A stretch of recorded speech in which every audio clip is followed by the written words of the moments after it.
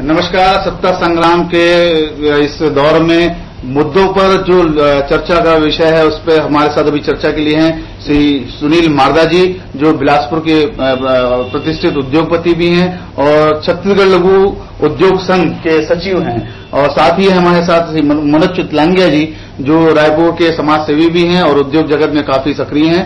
आइए अब इनसे चर्चा करते हैं कि देश के जो मौजूदा हालात सीटों को लेकर सामने आ रहे हैं, उसमें एक कांग्रेस सबसे बड़े दल के रूप में उभरकर सामने आया है। बीजेपी काफी पिछड़ी हुई है, ज्यादा सीटों का अंतर नहीं है, 1 या 2 दर्जन सीटें यदि कांग्रेस जुगाड़ कर लेगी तो जादुई आंकड़ा है वो उसको पार कर लेगी। क्या लगता है सुनील जी आपको कि वर्तमान परिवेश में जो जनादेश आया है, किसी छोटे मोटे दल की जरूरत अब बड़े दलों को नहीं पड़ रही है, तो एक बदलाव सा नजर प्रतीत होता है, आपको क्या लगता है? यदि इस चुनाव के परिणामों को रिजल्ट में देखें तो पार्टी तो जरूर एक पार्टी जीती है, लेकिन मैं उन्हें कहना चाहूंगा कि भारत के जनता की जीत हुई है। एक भय सा व्याप्त हो गया था पिछले 3 महीनों से, जब से चुनाव घोषित हुए थे कि ये 195 दोनों बड़ी पार्टियों को मिलेंगे और उसके बाद में वो छोटी मोटी पार्टियों के साथ में जो तालमेल करना, जो जोड़ तोड़ करना पड़ेगा, खरीद फरोख्त बोला जाता है इसको, वो, और उसके कारण जो इंस्टेबिलिटी आएगी। ऑलरेडी एक रिसेशन का पीरियड चल रहा है। रिसेशन के पीरियड में देश को यदि संभाल के रखना हो तो एक पॉलिटिकल स्टेबिलिटी की जरूरत है। यदि रिसेशन एडेड विथ इनस्टेबिलिटी होता तो भारत के लिए बहुत ही बुरा होता। एटलीस्ट इस पोर्शन से अपन बच गए हैं। अब हमें पूरा लगता है ऑलरेडी यूपीए के नेतृत्व में देश अच्छी तरक्की कर रहा था। ये रिसेशन को हम ओवरकम बड़े आराम से कर पाएंगे because of stable decisions bye a stable politically strongly stable party के कारण। सुनील जी, अब तक के चुनाव के नतीजों में खास बात सामने आई कि देश के जो वित्त मंत्री रहे हैं पी चिदम्बरम जी, उनको हार का सामना करना पड़ा है, जबकि देश की आर्थिक नीतियों के सुदृढ़ीकरण में उनका बड़ी भूमिका रही है। आपको क्या लगता है कि चिदम्बरम की हार का कारण क्या हो सकता है?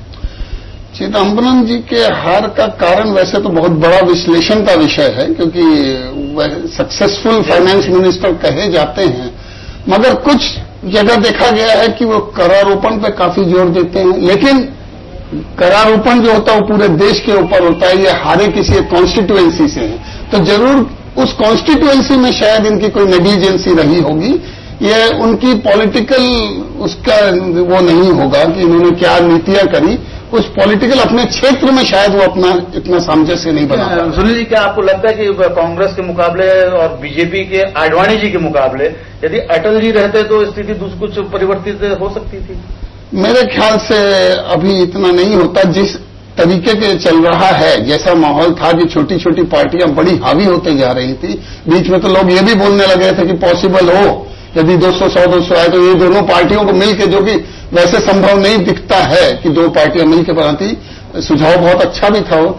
लेकिन कांग्रेस क्योंकि कई सालों से राज करते, शायद ऐसी स्थिति में अपन एक पुराने विश्वसनीय पार्टी की तरफ आदमी का झुकाव ज्यादा जाता है बनिस्पत की जो एक बार रुई किया हूं। मनोज जी, आपसे चर्चा की शुरुआत करते हैं। छत्तीसगढ़ में जो 11 सीटों के नतीजे आ गए उसमें से 10 में बीजेपी जीती है और एकमात्र सीट से कांग्रेस को संतोष करना पड़ा है, तो क्या लगता है कि यहाँ पे रमन फैक्टर ने काम किया है? बिल्कुल, रमन फैक्टर, आपका चौर वाले बाबा, उनके जो नाम से फेमस है, उन्होंने आगे बोला है कि हम अगर इलेक्शन जीत गए तो 2 रुपए किलो में चावल देंगे। ये गांव-गांव में बड़े अच्छे ढंग से ये इसका चावल का वितरण हो रहा है, किसी ढंग से कुछ भी नहीं। उनको सब जो तेंदुपत्ते वालों उनको बोनस दिया जा रहा है प्रॉपर एक एक जगह का। तो यहां तो एक्सपेक्टेड था कि 9 नहीं तो 10 सीट तो आनी ही थी। और चरणदास जी महंत क्योंकि पुराने लीडर रहे हैं, उनके पिताजी का वहां बहुत अच्छा वर्चस्व रहा है, तो उसके कारण उनकी जीत वो भी लगी रही थी। जो 4 सीटें जो चर्चा के केंद्र रही पूरे चुनाव में, छत्तीसगढ़ की दुर्ग की सीट है, दुर्ग से भी आपका काफी सरोकार है, तो दुर्ग में क्या जातिवाद का जो जहर घोला जा रहा था उस पर जनता ने बंदिश लगाई है या क्या समझते हैं उसको? नहीं, जनता ने बंदिश तो लगाई है, लेकिन वहां बिहार वर्सेस छत्तीसगढ़ इस टाइप का चल रहा था और शायद ताराचंद जी को अगर वो बीजेपी वाले रिपीट करते तो शायद काफी अच्छे वोटों से वो जीतते। उनकी बहुत अच्छी पकड़ है, बहुत अच्छी छवि है और सबसे बड़ा कारण तो ये है कि दुर्ग जिले में 32% साहू वोटर है जी।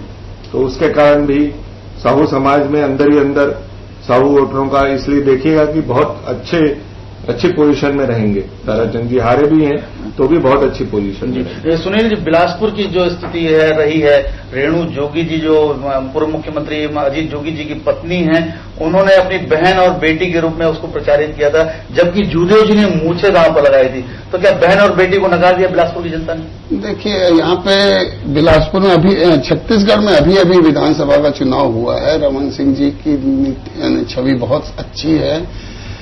कांग्रेस एक टोटल विघटित पार्टी टाइप है छत्तीसगढ़ में। मैं पूरे देश की बात नहीं, छत्तीसगढ़ की क्योंकि अपन चर्चा कर रहे हैं, उसमें बिलासपुर एक विघटित पार्टी जब चुनाव लड़ रही है तो उसका रिजल्ट जब पूरे स्टेट में ही आ रहा है तो एक इंडिविजुअल कैंडिडेट के ऊपर भी आता ही है। तो गुटबाजी को आप एक बहुत गुटबाजी के कारण ही ये हुआ है। जूदेव जी और रेणु जोगी जी दोनों स्ट्रांग कैंडिडेट्स हैं, दोनों अच्छे कैंडिडेट्स हैं। एक पार्टी संगठित होकर चुनाव लड़ी है, एक विघटित होकर चुनाव लड़ी है, उसका नतीजा उनके कैंडिडेट को देखने को मिला। बहरहाल जूदेव जी की तो मूछें बच गई हैं। आने वाले समय में उनका क्या रोल रहता है राजनीति में? कद्दावर नेता है। हम आशा करते हैं कि वो अपने उनके ऊपर ये आरोप लगा था कि बिलासपुर के रहने वाले नहीं है, अब कम से कम वो बिलासपुर के हो जाएंगे अगले 5 वर्षों के लिए। बिलासपुर की तरफ पूरा ध्यान देंगे, ऐसी हम आशा करते हैं, क्योंकि बिलासपुर के वो सांसद हैं। कट ऑफ ले मुकेश। आम चुनाव में इस बार भी जो है राहुल गांधी एक बड़े फैक्टर के रूप में उभर के आया है। निश्चित रूप से कांग्रेस की जो स्थिति अभी उत्पन्न हुई उसमें राहुल गांधी की एक भूमिका मानी जा रही। विशेषकर युवाओं का रुझान जो है राहुल गांधी की वजह से कांग्रेस या कांग्रेस सपोर्टेड नेताओं के प्रति ज्यादा। क्या लगता है आपको? अभी एक विश्लेषण में आया था कि राहुल गांधी जहां जहां गए हैं उसमें 57 नई जो हारी हुई सीट्स में 57 सीटों को उन्होंने परिवर्तित किया कांग्रेस के फेवर में। यह दिखाता है कि युवाओं के लिए एक एजुकेशनली क्वालिफाइड 3-4 क्वालिफिकेशंस किसी भी कैंडिडेट में जो चुनाव लड़ रहे हैं प्रत्याशी में 3 या 4 युवा होना एक अच्छी में भी वो हो सकता है। एक्सपीरियंस भी जरूरी है, लेकिन युवा होने की एक अलग बात ही होती है। कई तो अपने बहुत ही एजेड लोग हैं जो ऑलमोस्ट बीमार रहते हुए या तो युवा का होना जरूरी है। एजुकेशनली क्वालिफाइड, जिस तरह के बोलते हैं कि परसेंटेजेस फिक्स्ड हैं, एजुकेशनली क्वालिफाइड का भी परसेंटेज फिक्स हो जाना चाहिए कि कम से कम इतने तो एजुकेशनली क्वालिफाइड। मनोज जी, इसी से जुड़ा एक सवाल है, क्या 60 साल के बाद राजनीतिज्ञों को संन्यास ले लेना चाहिए? 60 तो कम होती है उम्र 65 साल ठीक है जी, क्योंकि अब तो कई बुजुर्ग इतने बुजुर्ग हो चुके हैं, जैसे बलिराम जी कश्यप हैं जी, उनका बहुत अच्छी छवि है, सब कुछ ठीक है, लेकिन अब उनको अपनी गद्दी किसी अच्छे यानी खुद के हिसाब से भी उनको त्याग देना चाहिए। तो पैट्रन बन के वो ऊपर से वराध्यक्ष भीष्म पितामह बन के वो उसमें रहे। एक देश में अपनी पुरानी परिपाटी चली आ रही कि 60, 65 या 70 या जब भी रिटायर होता है कोई नेता अपने बेटे या पोते को ले आता है, तो वो राजनीति किस हद तक लाभकारी देश के लिए? वंशवाद की बात कर रहे हैं। नहीं, वंशवाद के हिसाब से नहीं, लेकिन क्योंकि पॉलिटिकल माहौल रहता है, उनको उनके बच्चों को वो समझ रहती है, और यदि उनका इंटरेस्ट उस जगह है तो ऐसा भी नहीं बोला जा सकता कि उनको राजनीति में नहीं आना चाहिए। तो वंशवाद ऐसा नहीं है, लेकिन क्योंकि जैसे पुराने जो नेता हैं, अब 80-81 साल के अडवाणी जी हैं, और ये अपने अटल जी से तो कोई अब तो जैसे आउटडेटेड हो गए हैं जी, तो सब अब नए लोग, मनमोहन सिंह जी, राजीव गांधी जी गए, उसके बाद ये आ गए राहुल गांधी जी, तो इनको आना चाहिए। लगता है राहुल गांधी जी को नेतृत्व मिलना चाहिए, प्रधानमंत्री के पद पर बैठाना चाहिए आपको। उन्होंने सिद्ध कर दिया कि वो इस लायक भी है। और वंशवाद में बिजनेसमैन चाहता है कि उसका बेटा बिजनेस में जाए, डॉक्टर चाहता है उसका बेटा डॉक्टर बने, ये क्योंकि वो उसके अपकमिंग में वो उसके खून में बस जाता है। एक और मुद्दे की हम यहाँ चर्चा करना चाहेंगे मनोज जी आपसे, विशेषकर कि चुनाव में इस बार भी जो है दोनों पार्टी, चाहे कांग्रेस हो चाहे बीजेपी, आपराधिक छवि वाले उम्मीदवारों को टिकट मिला और बहुत सारे अपराधी संसद बनेंगे और संसद में बैठेंगे भी। तो ये इसको किस नजर से देखते हैं आप? नहीं, आपराधिक लोगों को मिला है, बहुत सारे अपराधी इस बार चुनाव हारे भी हैं, जनता ने उनको नकार दिया है, तो ऐसा नहीं है, सभी ढंग से होता है। लेकिन ये जो लालू जी की जो ब्लैकमेलिंग या रामविलास जी पासवान की जो ब्लैकमेलिंग थी, अब कांग्रेस आ गई है तो कम से कम ये तो हो गया है कि 5 साल सरकार चलेगी और अच्छी चलनी चाहिए। जो भी सरकार है 5 साल चले और बढ़िया, देश का नुकसान नहीं हो, नहीं तो बार बार इलेक्शन होते हैं, समय खराब होता है, प्रगति रुकती है देश की। मेरे हिसाब से तो जो पॉलिटिकल बार्गेनिंग जो करते हैं, ये ज्यादा बड़ा अपराध है जो खुलेआम हो रहा है। हॉर्स ट्रेडिंग भी होती है। हॉर्स ट्रेडिंग को एक अपराध की श्रेणी में क्यों नहीं गिना जाता है? हॉर्स ट्रेडिंग इज अपराध जो खुलेआम हो रहा है। अब आप चूंकि आप दोनों उद्योग जगत से जुड़े, तो एक प्रमुख मुद्दे पर मैं आता हूं कि सरकार कांग्रेस के साथ ही किसी दलों के सहयोग से कांग्रेस की बनने जा रही है, यूपीए की बनने जा रही है। क्या लगता है कि कांग्रेस की सरकार बनने के बाद जो वैश्विक मंदी का दौर चल रहा है, उससे भारत कितना उबर सकता है, किस हद तक उसका सामना कर सकता है? भारत की एक बहुत बड़ी स्ट्रेंथ है भारत की पॉपुलेशन। ये एक वीक पॉइंट भी होता है पॉपुलेशन ज्यादा होना, लेकिन एक बहुत बड़ा कंज्यूमर मार्केट है। इसे कोई भी विदेशी कंपनी नकार नहीं सकती है। परचेजिंग पावर यदि है तो भारत के पास बहुत है भी। आप बोलिए पेप्सी का एग्जांपल ले लीजिए, वो पूरा अपना जोर लगा दे तो यूएसए में जितना बेचे वो यहाँ पे हिंदुस्तान में आए तो बहुत जल्दी बेच सकता है। इंडिया में इसको पॉजिटिव ट्रेंड के साथ में पॉजिटिव डायरेक्शन यदि मिले, जो कि एक स्टेबल गवर्नमेंट ही दे सकती है। अनफॉर्चुनेटली पिछले 10 सालों से अपने पास में बहुत स्ट्रांग स्टेबल गवर्नमेंट नहीं बन पाई है, इसलिए नीति उतनी।